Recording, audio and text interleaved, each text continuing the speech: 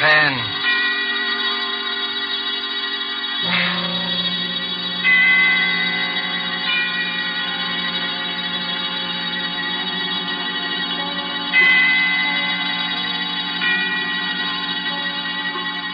This is the Man in Black, here again to introduce Columbia's program, Suspense. Our leading lady tonight is Miss Nancy Coleman, one of Hollywood's most powerful and resourceful young stars, whose performances you may have admired in King's Row, the current Warner Brothers picture Edge of Darkness, and other noted films.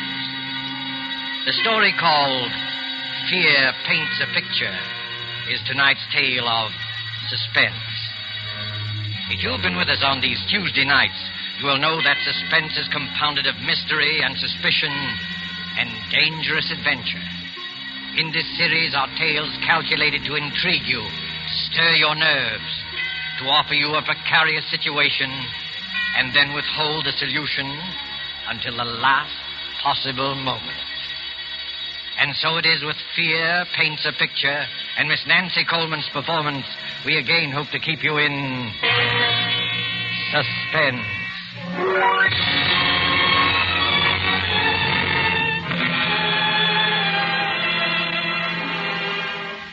There is a picture hanging on a wall. You look at it casually. An extraordinary picture, you will say, skillfully done. Look at those fine brushstrokes, those superb colors. But isn't the subject matter a little bizarre? It is something more than just bizarre. But let us begin from the beginning with the death of Benjamin Powell, a rich and strange man. There were dark rumors about the Powells. His wife had died many years ago. No one knows how. But Benjamin Powell had a daughter, Julia, a high-strung and neurotic girl. And many of us wondered about her, too. Benjamin Powell died, and in his last will and testament he made Julia heir to all his considerable fortune, except that... But let me read you the will. I, Benjamin Powell, being of sound mind and in full possession of all my faculties, hereby request that after my death, my daughter Julia live with Mr. Harvey Lyons, my lifelong friend, until her 23rd birthday, at which date all my worldly belongings will come into her possession, provided that nothing untoward happens to her by that time.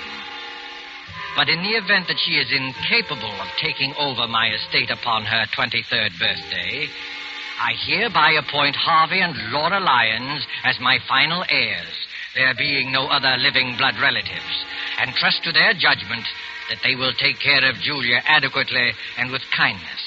Signed, Benjamin Powell. 3 months later, seated around the huge, ornate fireplace of the dark wainscoted living room, are 3 silent people. The heavy drapes that run from the high ceiling to the floor move softly in a gust of wind. For the past quarter hour, no one has spoken. Harvey reads his newspaper, Laura knits with nimble fingers, and Julia stares with unseeing eyes at an unopened book. You're not reading, Julia. I'm not concentrating. Are you feeling all right? I'm all right. You do look a little tired, Julia. Perhaps you'd better get some rest. I'm not tired, Harvey. I've been wanting to ask you... In a week, Julia will be 23. Isn't that wonderful, Harvey? Next Tuesday's her birthday. We'll have a party. I'll get old Tom and his fiddle, and we'll have a real old-fashioned party. Harvey, what did Father mean by the will? The will? Julia, perhaps you better go to bed. You look a little pale. The will said I might not be able to take over the estate by my 23rd birthday. What does it mean? I don't remember that. I didn't read the will very carefully. Yes, you did, Harvey. You know what I'm talking about. Perhaps we better discuss it in the morning. You're tired. I'm not tired, Laura. Please, Julia, I'd rather you wouldn't ask me. That's a delicate handkerchief, Julia. Twisting it will only tear the lace. I'm sorry. I didn't realize it. It's one of your best handkerchiefs. It's no use, Laura. I've got to know. You're a very high-strung girl, Julia. And I'd rather not upset you before bedtime. Upset me? You sort of get moody very often, Julia. Harvey. Laura, I'm not going to bed until I find out what all this means. I've got to find out. You don't like your room, do you? No, I don't. It's too big. The wallpaper. I don't like the pictures on the wall. There's nothing wrong with a big room. Everyone prefers a large room. Everyone likes pictures on the wall. Well, maybe it's the kind of pictures. Yes, it's the pictures. They rub me the wrong way.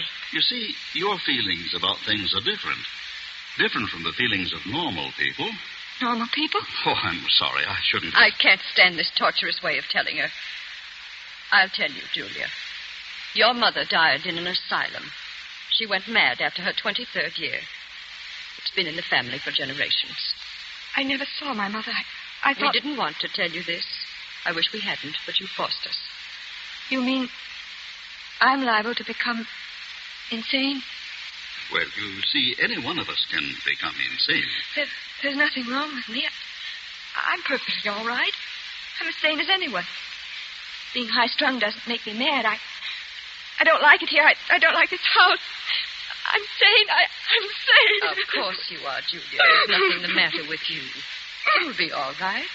Your father wasn't sure, that's all. You're as sane as any of us. Come along. I'll take you to your room. We'll have a cup of tea together.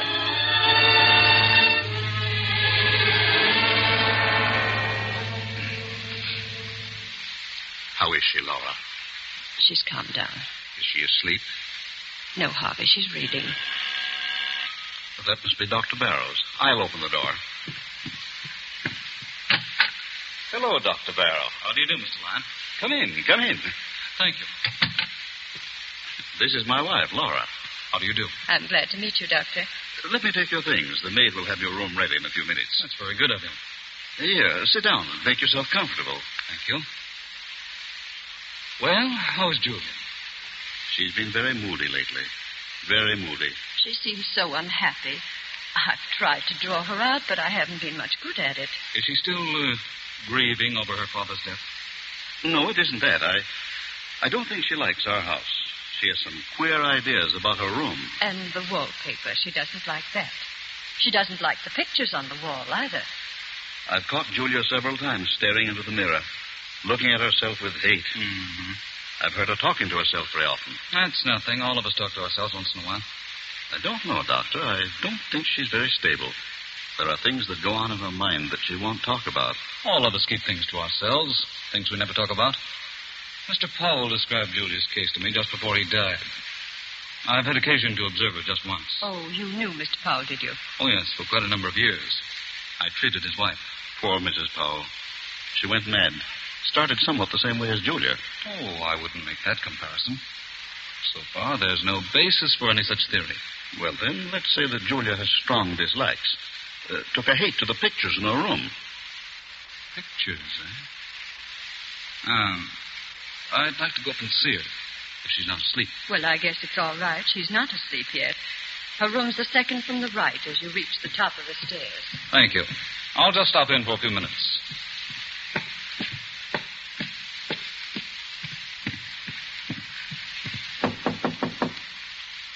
Come in. Hello, Julia. You remember me, don't you? No, not exactly. I'm Dr. Barrow, a friend of your father. I treated your mother. My mother? No, don't be alarmed. I'm staying with your guardians for a few weeks. Do you mind if I come in for a few minutes? No. Well, this is a fine room, Julia. A very comfortable one. I don't like it. It's too big, makes me uncomfortable. Nonsense. You're just imaginative. You think someone might be hiding in here while you're asleep. Is that it? It isn't that. Don't you like that picture, Julia? What picture? The one you're staring at. I wasn't staring at it. I just... Just looking at it, eh? Looks like a fine painting. I don't like it. I'm going to have it removed. You can if you like, Julia, but I don't think you should. It's an unpleasant picture. It gives me nightmares. Look at it. That frightful-looking man about to come through the doorway, and the unsuspecting girl sitting in a chair with her back towards him. He's not frightful-looking at all. It's just the black scarf around his neck. He's about to kill her. You certainly have a vivid imagination. I'm sure the artist had no such idea in mind. I hate the picture. I'm going to ask Harvey to take it out of here. No, Julia. You mustn't be afraid of it. The longer you keep looking at it, the less afraid of it you'll be. You've got to conquer your fears, or they'll conquer you. Well, that picture has a horrible fascination for me. I can't take my eyes from it. Last night, I dreamed that the man in the picture came through the door with a knife in his hand and killed the girl. It was an awful dream. But that was only a dream. If I take that painting off the wall, you'll find other things to be afraid of. Now, you do as I say. Forget about that picture. Get a good night's sleep. Nothing like a good night's sleep to lift your spirits. If that picture fascinates you, keep looking at it. Don't be afraid of it. Will you do that? Yes, Dr. Barrow, if you say so. That's fine. I'll see you in the morning. Good night, Julia. Good night.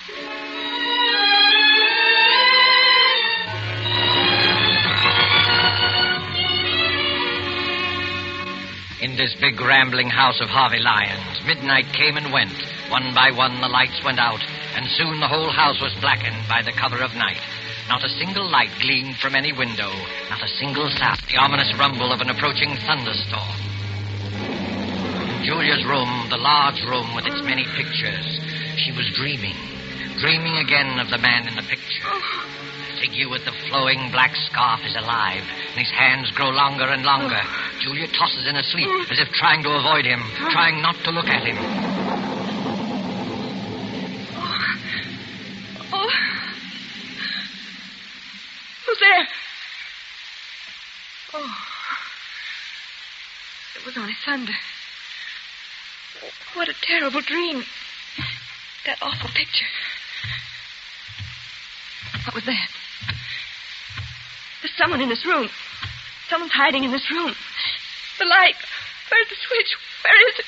Oh, here. There's no one here. It's coming from the ceiling. From up above me. It's my imagination. There's nobody there at this hour. Nobody. I've got to go back to sleep. Dr. Barrow said I need sleep. Oh.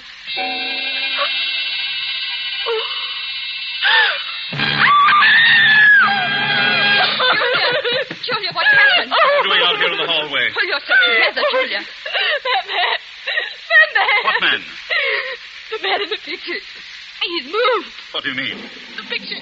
The man at the door. He's not at the door. He's inside the room. You must have been dreaming. Of course, dear. It was only a dream. I heard a scream, and Julia, what's happened to you? She says she saw a man in one of the paintings move. Oh, I see. He did move. I saw it. He's not outside the door anymore. He's inside. You dreamed that, Julia. That's what I said. It wasn't a dream. Thunder wakened me. I woke up and heard footsteps coming from the ceiling. I thought it was my imagination, and then I looked at the picture. The picture I told you I didn't like, Doctor. The man was inside the room. That's hardly possible, Julia. Figures in pictures can't move. Of course not. It was just a bad dream. No, it's true. I saw it. Come along, Julia. We'll all take a look at the picture. No, I don't want to go back into the room. No. There's nothing to be afraid of. Come on, Julia. Don't be frightened. You've got to fight off these delusions. Here, give me your hand. Come along.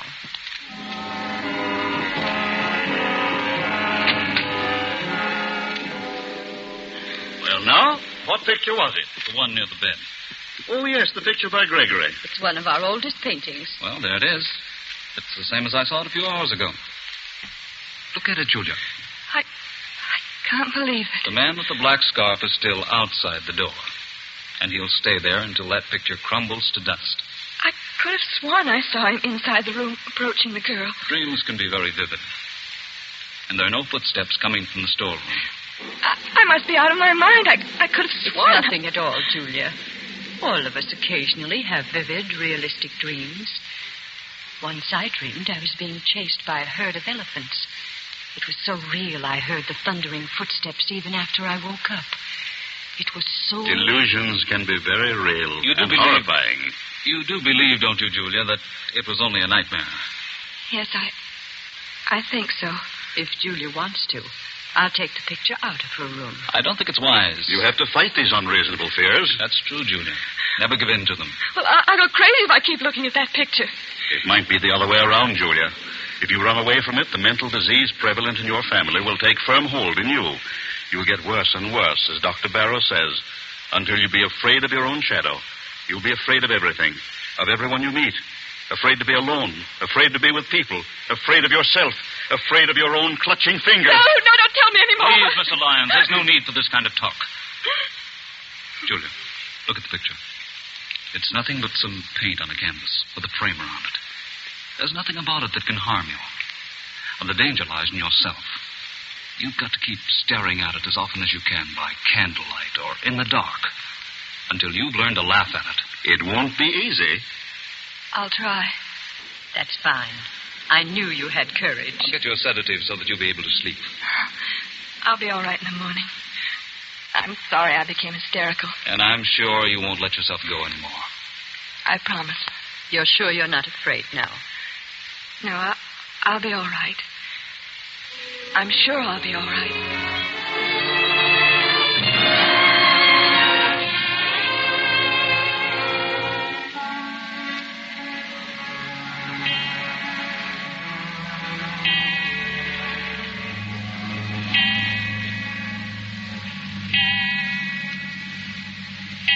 Well, Julia, it's 11 o'clock. You know what Dr. Barrow says. I'm not at all sleepy, Laura. I'd rather stay up for a while. I'm in the middle of a fascinating story. You run along. I'll go to bed presently. Is anything wrong, Julia? No, of course not. Everything's fine, Laura. You're afraid to go to sleep, aren't you, Julia? No, it isn't that. Is that picture bothering you again? Yes. Last night I heard footsteps again. Sound woke me, and the figure in the picture, it moved. It moved closer to the girl. Oh, how terrible. Why didn't you call me? We thought you were over it. It hasn't bothered you these past 3 nights. Oh, I didn't want anyone to know. I took some sleeping tablets, and I fell asleep again. In the morning, the picture was the same as ever. That's a brave girl. Laura, do you think I'm crazy? Of course not. You're as sane as I am. Tell me the truth. I must know. You're just nervous and high-strung, and you have a vivid imagination, that's all. You're trying to soothe me. Why didn't you tell the doctor that you thought the picture moved? I was ashamed. You shouldn't be ashamed. Dr. Barrow is here to help you get well. I don't think you're... Oh, that must be Harvey and Dr. Barrow now. Hello, Laura. I've arranged to have old Tom at his fiddle here tomorrow night for Julia's birthday. And I've invited the Grovers. They'll be delighted to come. That is, if Julia's feeling well. Julia, you should be in bed. It's after 11. She's afraid to go to sleep. Please, Laura. It's the footsteps in the picture again, isn't it? Yes, Doctor, it moved again. At least I thought it moved, but I went back to sleep. Well, that's an improvement. At least you didn't get hysterical and try to run away like the last time. But you were all right for a few nights.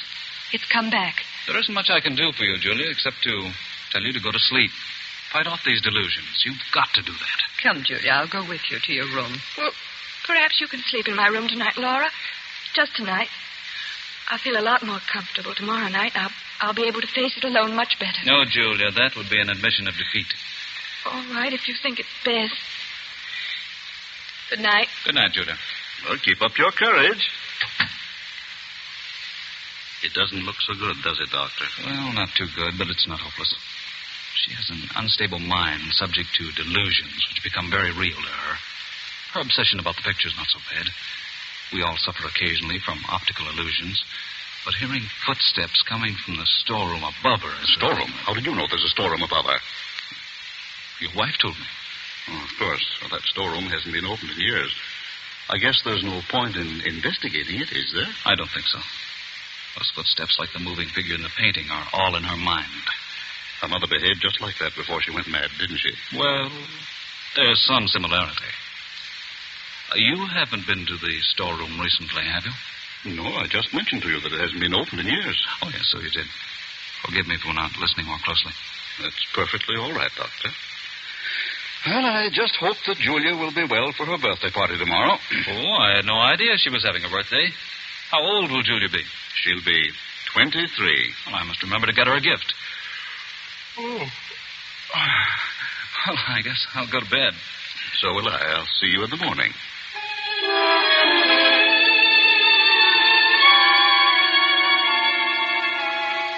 But Julia wasn't thinking about her birthday. During the 10 or 15 minutes she spent in Laura's room, fear fluttered in her heart. When she finally stood alone inside her own room, panic, black, unreasoning panic began to take hold of her. In wild haste, she began to undress, never looking at the picture. I won't look at it. I won't. I'll go right to sleep. I'll take some pills and fall asleep. What was that?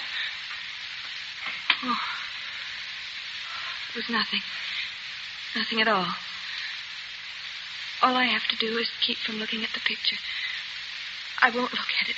It can't do me any harm if I don't see it. I mustn't even think of it. I'll think about the trip I made to South America. It was a wonderful trip. The sunset. What was that? Footsteps. Those footsteps again. I mustn't hear it. I mustn't hear it. It was a wonderful trip. The Blue Caribbean. Rio's a beautiful city. Sugarloaf Mountain, the music, the dancing. Those footsteps. It's not footsteps. It's just my heart beating. I'll close my eyes. I'll sleep. Sleep. Why can't I sleep? Oh, Lord, let me sleep. I don't want to look at the picture. I won't. I know what I'll see. He'll be closer to her. Maybe he'll have killed her. I mustn't open my eyes. I mustn't. I won't.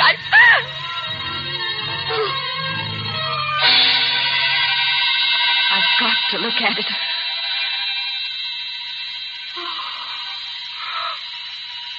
He's moved. He's close to the girl. I'm not dreaming. It's real. The girl? It's me. That girl is me. Me. I can't stand it. I can't. Laura! Laura! Oh, Laura, let me in. Let me in. Julia. Oh, you poor girl. Here, sit down. Now stop crying and tell me all about it. Tell me in detail. Don't be ashamed. Get it out of you. It'll do you good to talk. It's the same thing again and again. I tried not to look at the picture. I tried so very hard, but it was hopeless. I had to. The figure with the black scarf was inside the room, a knife in his hand, very close to the girl. But this time the girl had turned around, and it was my face. My face. Did you hear any footsteps? Yes. I heard them as soon as I got into the room. You think it's very real, don't you, Julia? Despite the fact that everyone says it's a delusion. It's very real to me. I must be really insane. I'm going crazy. Don't say that. It's no use. I'm not getting any better. It's getting worse and worse. Don't give up. You mustn't. Come along. I'll go to your room with you. I'll stay there until you fall asleep. Unless you want to stay here. Oh, I don't know. I don't know what to do. Will you stay with me, Laura? Yes, Julia. Come, let's go back.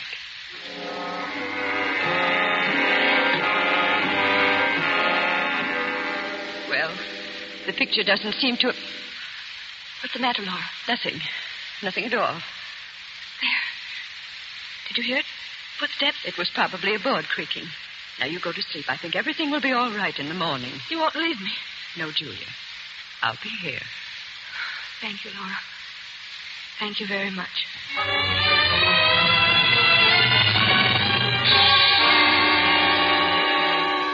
Laura stayed in Julia's room until she was sure that she was fast asleep. Then carefully she tiptoed out of the room, closing the door gently behind her. Julia slept peacefully, feeling safe and secure. Several hours passed, and then suddenly Julia awoke. She sat bolt upright and wide awake with her heart pounding away. Laura. Laura, is that you? Laura! Oh, she's gone. She's left me alone. But I'm not alone. Something woke me. The picture. It's the picture. I must look at it again. If he's moved again, I don't know what I'll do.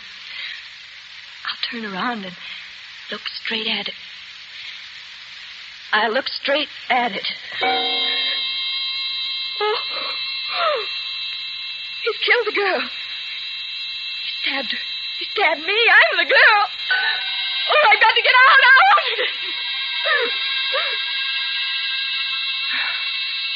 It's no use.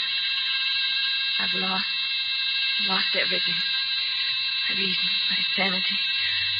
I can't fight it anymore. I can't fight against You and the black scarf. And now you're here. I can touch you. I can feel you. It's real this time. What do you want me to do? No. I won't run away. I won't scream. Do I want to spend the rest of my life in an asylum like my mother?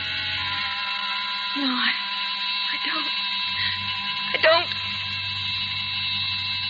You're pointing at the window. You want me to open the window? Yes. I'll open it. You say it will be best for everybody if I jump. Yes. The only way out. The only way. I'll do it. I'll do it now without thinking. It will only take a moment. Julia! Harvey, Laura. We came just in time. I've got her, Harvey. She's safe. I'm safe. You can come out from behind that chair, my friend. Friend? Come out or I'll shoot. I don't understand. My head's going around in a circle. I can explain everything. I was merely Dr. observing Julia. Barrow. The procedure was a little unusual. I'll do the explaining, Dr. Barrow.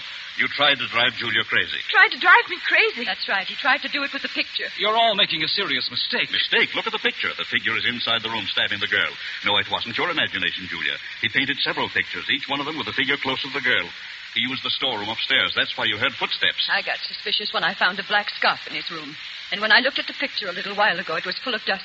I dusted it off myself a few hours before. Yes, and Dr. Barrow seemed to know there was a storeroom above you. I couldn't understand how he knew that since it had been closed for years. Why? Why should he want to drive me crazy? Because he's not Dr. Barrow. He's Ralph Powell, your cousin, who disappeared many years ago. Everyone thought he was dead. After I got suspicious, Harvey and I went up to the storeroom and found a lot of pictures he's been painting. This scoundrel is a very talented artist. He's been changing the pictures on the wall. His plan was to drive you insane and then contest the will, since he's your nearest blood relative. Oh, horrible, and I really thought it... I had no intention of killing Julia. I swear I didn't. I just wanted to frighten her. Almost jumped out of the window. I might have been dead. Right now, lying dead outside. Don't think about it, Julia. It's all over now. You're all right. I'm not insane. Of course not, Julia. Why, I almost forgot. It's already Tuesday. Happy birthday, Julia. How does it feel to be 23 years old? It feels wonderful.